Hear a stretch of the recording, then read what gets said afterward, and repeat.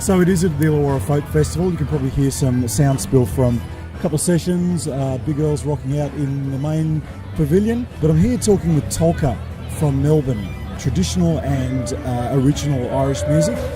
Rob, I might start with you. Tell us a bit about the band.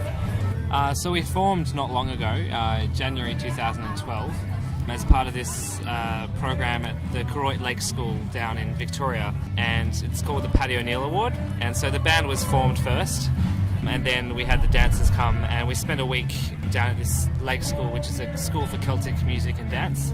And so we got together and practiced for a week, and in the end we recorded a demo CD, so we could apply to festivals and gig around for the next year. And do you guys come from a bit of a background of Irish music at all? Well, personally, I did classical sax and a bit of jazz all through high school, and then got into tunes in year 10, and basically I've never looked back. I picked up flute, whistle and harp around that time, so I've got a bit of Irish blood as well. Maybe that's where it comes from. Classical sax, I think that's probably the first time I've actually ever heard that phrase. Yeah, like daggy concert bands and jazz bands, that sort of thing. Yeah. Speaking of instruments, now we all know that Mumford and Sons invented the banjo. What part does it play in Irish music? Well, I think it's a fairly recent addition, and it's brought across. It's the tenor banjo that's used predominantly in Irish. It's brought across from America in the jazz scene in the 1920s, I think. And it only has 4 strings, which is suitable for Irish because it can be tuned to the fiddle tuning, which can be played tunes on. And so, yeah, that's kind of where it came from. Interest in Melbourne in this sort of music, I'd say, to be fairly popular.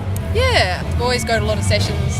There are sessions sort of every week, like Dan O'Connell. And I think the session scene's growing, and I think there are more young people getting into trad. There are, like the Simpsons 3 are also playing at this festival. They play some cranking tunes, and I think we all probably were inspired to play Irish music by Trouble in the Kitchen, who were sort of one of the the big Irish bands a couple of years ago. So I think it's a growing scene for sure.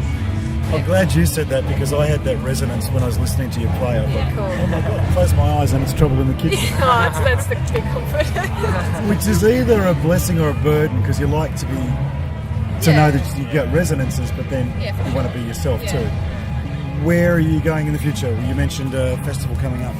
Yeah, we're playing at the festival next weekend at the Newstead Live Music Festival in Victoria, country Victoria. And then we've got a couple of gigs lined up around Melbourne for the year, and one in Ocean Grove. And we're also recording an album in February, which should be out in a couple of months. Yeah, it's called Tunes from the External Hard Drive. Nice. And so this year, is it going to be focusing mostly on the recording, or you're looking for other festivals and things? We'll be playing at some other festivals hopefully through the year, but the recording will be quite important in terms of moving forward.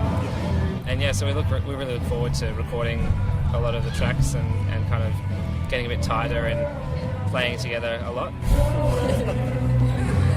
Well, we wish you all the best with it, and thanks very much for talking with us tonight. Thank you very much.